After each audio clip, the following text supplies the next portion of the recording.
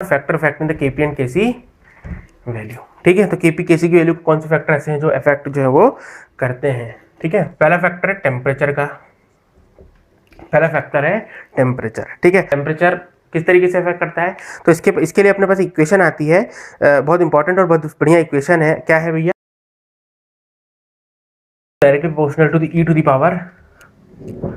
E to the power minus delta H by R T. ठीक है, अच्छा अब अगर मान लो मैं कह रहा हूँ कि टेम्परेचर T1 पर इक्विलिब्रियम कांस्टेंट Kc1 है, टेम्परेचर T2 पर जो इक्विलिब्रियम कांस्टेंट है वो Kc2 है। ठीक है, तो इन दोनों के बीच में अपन को रिलेशन डेवलप करना है। ठीक है, इन दोनों के बीच में अपन को एक रिलेशन डेवलप करना है। ठीक है, तो अपने पास इक्वेशन है अल्टीमेटली वो क्या है, case is directly proportional to the e to the power minus delta H by में आर टी। अगर के सी या यूं कहें टेम्परेचर T1 पर जो के सी है वो Kc1 है और टेम्परेचर T2 पर जो के सी है वो Kc2 है। तो अगर आप दोनों के लिए इक्वेशन लिखेंगे तो दोनों के लिए इक्वेशन लिखेंगे तो कैसे लिखेंगे, इक्वेशन में आप दोनों नेचुरल लॉग ले लो, तो कितना हो जाएगा ln Kc। आप चाहो तो कांस्टेंट लगा दो कोई, और नहीं लगाना तो कोई टेंशन नहीं, कोई टेंशन नहीं। यहाँ पर भी क्या लिखोगे ln, और l अगर आप ध्यान से देखो तो ln m to the power n, तो n log m हो जाता है ना ये, तो इसका मतलब यहाँ पर भी अगर ln लगाओगे नेचुरल लॉग लगाओगे तो क्या समझ में आएगा, ये पूरी सामने आ जाएगी, हो जाएगा डेल्टा एच बाय में आर टी, और यहाँ कितना बचेगा, ये बचेगा आपका e। ठीक है, लॉग ln e वो कितना होता है 1 होता है, तो इसको 1 लिख लो, क्या फर्क पड़ता है। इसको जब आप नेचुरल लॉग से डेसिमल लॉग में कन्वर्ट करोगे तो 2.303 आएगा, लॉग बेस 10 और 2.303 का यहाँ पे मल्टीप्लाई होगा, तो उस 2.303 को जब इधर लेके जाओगे तो ये जाएगा इधर। ये मान लो एट टेम्परेचर T1 पे बनाया, यानी टेम्परेचर को T1 मान लो और ये Kc1 मान लो। अगर मान लो ऐसी कैसी मैं टेम्परेचर T2 पे बनाऊँ कि T2 पे बनाऊँ Kc1 और यहाँ मान लो डेल्टा एच बाय में आर T2, और ये हो जाएगा 2.303। ये कितना हो जाएगा 2.303। तो भैया डेल्टा एच तो कांस्टेंट, वो तो क्या एंथैल्पी चेंज है, तो वो तो क्या होगा एक पर्टिकुलर गिवन रिएक्शन के लिए सेम होगा, और आर भी क्या है कांस्टेंट है, तो इसका मतलब डेल्टा एच और आर तो दोनों में सेम ही रहेगा। अब आप चाहो तो 2 1 से ये मान लो 1 है, ये 2 है, 2 में से 1 को इक्वेशन को माइनस कर लो। तो आप जब ऐसा करोगे तो आपको इक्वेशन मिलेगी, करके देख लेना, सिंपल है, कोई बहुत भाई तोबा वाला मैथ्स नहीं है, सिंपल सा मैथ्स है। ठीक है, Kc2 बाय में Kc1, बस कुछ भी नहीं करना, पहली इक्वेशन दूसरी इक्वेशन में से या यूं कहे कि इक्वेशन नंबर 2 में से 1 को माइनस करोगे तो आपको ये वाली इक्वेशन मिल जाएगी। क्या इक्वेशन मिल जाएगी, ये वाली, यानी डेल्टा एच बाय में आर 2.303 1 बाय में T1 माइनस 1 बाय में T, है ना। अच्छा अब अगर मान लो मैं टेम्परेचर बढ़ा रहा हूँ, टेम्परेचर बढ़ रहा है, इसका मतलब T2 जो होगा वो T1 से बड़ा होगा। ये फाइनल टेम्परेचर इनिशियल टेम्परेचर में टेम्परेचर बढ़ा रहा हूँ, यहाँ फाइनल टेम्परेचर इनिशियल टेम्परेचर से बड़ा है, तो इसका मतलब ये भी है कि 1 bye T1 minus 1 bye T2। इसका मतलब जब T2 ये वाली जो चीज़ है बड़ी है, यानी ये जो ओवरऑल चीज़ है,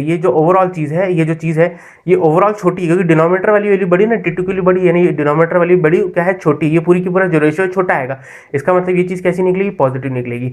यानी अगर मैं टेम्परेचर बढ़ा रहा हूँ, मतलब मैं छोटा सा पॉइंट करके ले लूँ, इफ टेम्परेचर इंक्रीजेस, यानी जो ये है 1 बाय T1 माइनस 1 बाय में T2, ये भी पॉजिटिव होगा। और अगर मान लो टेम्परेचर कम कर रहा हूँ, इफ टेम्परेचर कम हो रहा है, तो इसका मतलब जो रेशियो है वो क्या होगा, नेगेटिव होगा। बात समझ में आ रही है। तो अपने पास एक इक्वेशन मिल गई, बहुत बढ़िया वाली इक्वेशन। इस इक्वेशन की मदद से हम लोग रिलेट कर सकते हैं क्या, इस इक्वेशन की मदद से हम लोग रिलेट कर सकते हैं कि अगर टेम्परेचर T1 पर या पर्टिकुलर टेम्परेचर पर जो इक्विलिब्रियम कांस्टेंट है वो ये है, तो इस टेम्परेचर पर जो इक्विलिब्रियम कांस्टेंट है वो क्या होगा। मान लो इसके लिए आपको x गिवन है, तो आपको पता करना है क्या होगा। मैंने कहा 25 डिग्री सेल्सियस पर ये x है, तो ये 35 डिग्री सेल्सियस है, 50 डिग्री या 40 डिग्री सेल्सियस या एक्स फैट को दूसरा टेम्परेचर पर इक्विलिब्रियम कांस्टेंट क्या होगा। बता सकते हो कि नहीं बता सकते हो, है ना। तो बड़ा सिंपल है और अच्छी इक्वेशन है, मतलब इसकी मदद से हम लोग रिलेट कर सकते हैं अलग अलग बातों को। ठीक है, अब हम लोग थोड़ी सी चर्चा और करते हैं, इस चीज़ को थोड़ा सा डिटेल में और समझते हैं।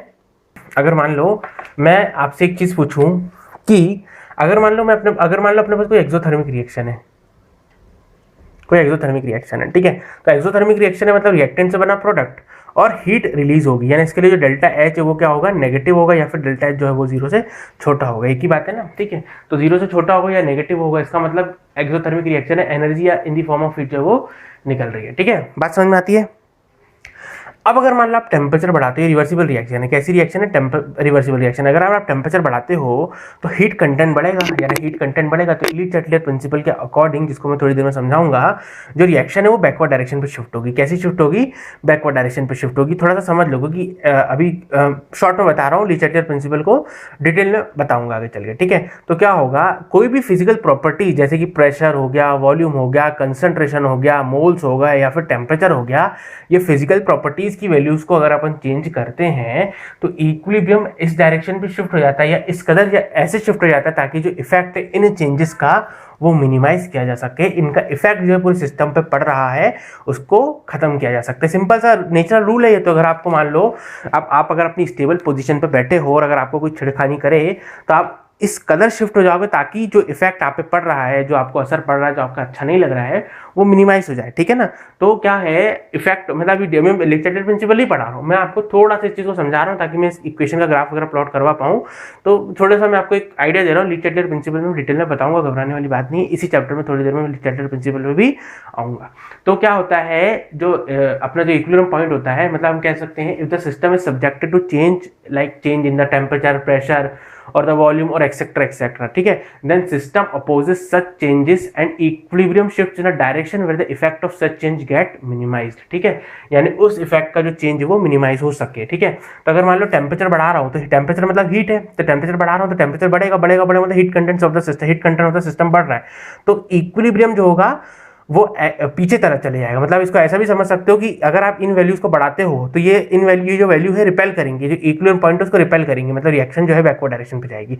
और अगर मान लो अगर एंडोथर्मिक रिएक्शन होती है, चलो मान लो कोई गैसियस रिएक्शन होती है, अगर आप प्रोडक्ट साइड का कोई प्रेशर बढ़ाते तो फिर से रिपेल करती है, रिएक्शन बैकवर्ड डायरेक्शन पे चले जाते हैं। अगर आप रिएक्टेंट का कंसंट्रेशन बढ़ाओगे तो रिएक्शन फॉरवर्ड डायरेक्शन पे चले जाएगी। अभी ध्यान रखो इतना, अभी मैं समझाऊंगा डिटेल में, ठीक है। तो एक चीज थोड़ी सी समझ लो, ठीक है। अगर मान लो अगर आपकी क्या है रिएक्टेंट, अगर एक्सोथर्मिक रिएक्शन है और एक्सोथर्मिक रिएक्शन मतलब हीट निकल रही है और अगर आपने क्या करा है टेम्परेचर को बढ़ाया यानी heat content of the system को बढ़ाया है तो रिएक्शन बैकवर्ड डायरेक्शन पे जाती है, यानी जो रिएक्शन जो केसी वैल्यू होगी वो कम हो जाएगी। रिएक्शन बैकवर्ड डायरेक्शन पे जा रही है यानी प्रोडक्ट कम होता जा रहा है, रिएक्टेंट बढ़ता जा रहा है यानी जो केसी है वो कम होता जाएगा। मैंने कहा ना टेम्परेचर से केसी वैल्यू चेंज होती है, तो वो समझाने के लिए मैंने पूरी तामझाम करी। तो केसी वैल्यू चेंज होती है तो किस कदर चेंज होती है, तो एक्सोथर्मिक रिएक्शन के लिए टेम्परेचर बढ़ाने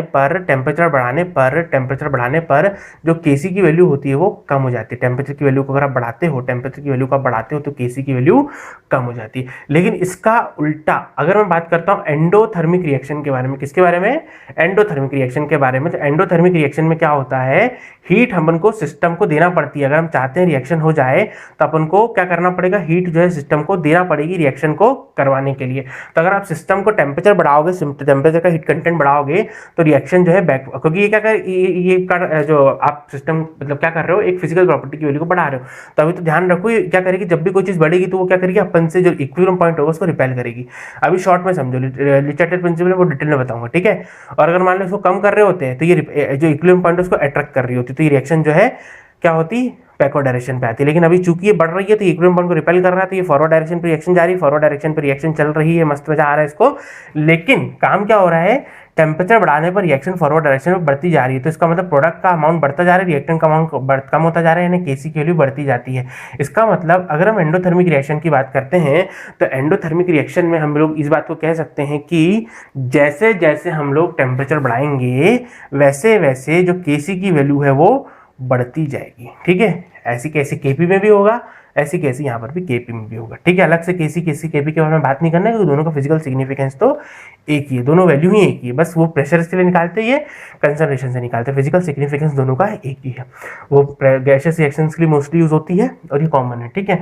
तो कहने का मतलब ये है कि केसी की वैल्यू कम होगी for the exothermic reaction on increasing the temperature, और एंडोथर्मिक रिएक्शन में on increasing the temperature the value of Kc also increases, ठीक है। ये भी इंक्रीज होगा, ये भी इंक्रीज होगा, लेकिन यहाँ पर उल्टा होगा, ये इंक्रीज होगा तो ये डिक्रीज होगा। बात समझ में आती कि नहीं आती है, ठीक है, ठीक है। बात समझ में आती कि नहीं आती है।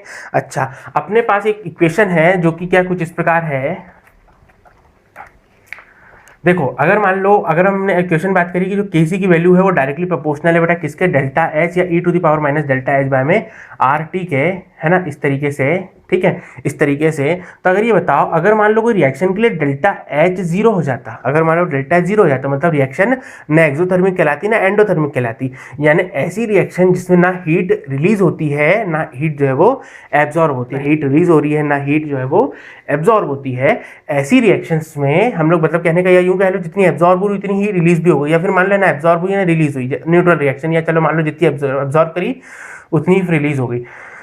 ऐसी रिएक्शंस में डेल्टा एच की वैल्यू जीरो होगी। तो अगर मान लो इस वैल्यू की पूरी जीरो हो गई तो इसका मतलब ई टू दी पावर ये तो जीरो हो गया। इसका मतलब जो केस पूरे फैक्टर जीरो हो गए, मतलब इस चीज में जो भी फैक्टर थे सबका इफेक्ट ही खत्म हो गया। मतलब टेम्परेचर भी तो एक फैक्टर था, मतलब टेम्परेचर भी तो इक्वेशन का एक पार्ट था, तो टेम्परेचर का भी इफेक्ट खत्म हो गया। मतलब अब केसी की वैल्यू पर कोई फर्क पड़ना ही नहीं। और अंडरस्टूड कॉमन सेंस वाली बात भी है, अगर मान लो कोई रिएक्शन चल रही है कुछ इस प्रकार से, अगर एक्सोथर्मिक है तो अगर इसको बढ़ाओगे तो रिएक्शन बैकवर्ड डायरेक्शन पे आएगी, रिएक्शन जो केसी की वैल्यू कम हो जाएगी। अगर एंडोथर्मिक रिएक्शन है, एब्जॉर्ब कर रही है हीट, अगर आप इस चीज को बढ़ाओगे तो रिएक्शन फॉरवर्ड डायरेक्शन पे जाएगी।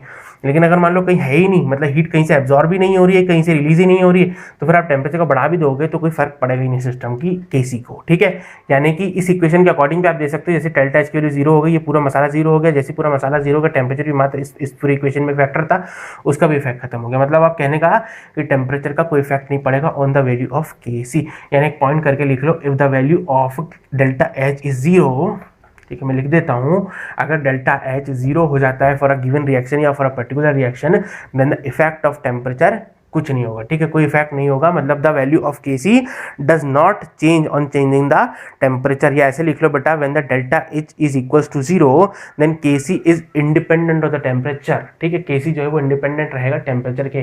तो इसको लिख लो बेटा, if delta H is equals to zero then temperature is independent to the Kc is independent to the temperature, ठीक है, Kc is independent to the temperature. अब इसको मैं ऐसा भी तो लिख सकता हूँ, KC becomes independent to the temperature, नहीं, बिकम्स नहीं लिख सकता। बिकम्स का मतलब ये हो जाएगा बन जाएगा, मतलब थोड़ी देर बाद वो हो जाएगा। तो ऐसा थोड़ी होगा, थोड़ी देर बाद थोड़ी ना हो जाएगा, वो तो शुरू से ही रहेगा, ठीक है, शुरू से ही रहेगा। ऐसा थोड़ी ना कोई रिएक्शन में पहले कभी निकलती थी और कभी नहीं निकल रही, और अचानक से ये न्यूट्रल रिएक्शन ऐसी होगी कि ना हीट एब्जॉर्ब कर रही है ना रिलीज कर रही है। ये तो फिक्स होता है, delta H for a given reaction वो कांस्टेंट होता है, ठीक है, समझ रहे हो ना। एक पर्टिकुलर गिवन रिएक्शन के लिए अगर वो एब्जॉर्ब करती है तो एब्जॉर्ब करती है, रिलीज करती है तो रिलीज करती है। अगर रिएक्शन एंडोथर्मिक तो एंडोथर्मिक, एक्सोथर्मिक तो एक्सोथर्मिक, उसमें अपन थोड़ी को। तो अगर मान लो किसी रिएक्शन के लिए डेल्टा एच जीरो है तो पैदाइशी रूप से जब से उस रिएक्शन बनी है तब से वो जीरो ही है। तो उस रिएक्शन के लिए केसी कभी शुरू से बाद में जिंदगी में कभी टेम्परेचर को इफेक्ट नहीं करेगा, मतलब टेम्परेचर से रिलेट नहीं करेगा, केसी के लिए टेम्परेचर पर डिपेंड नहीं करेगी। बात समझ में आती है। तो ये बहुत इंपॉर्टेंट चीज थी, मस्त चीज थी, मजेदार चीज थी, ठीक है।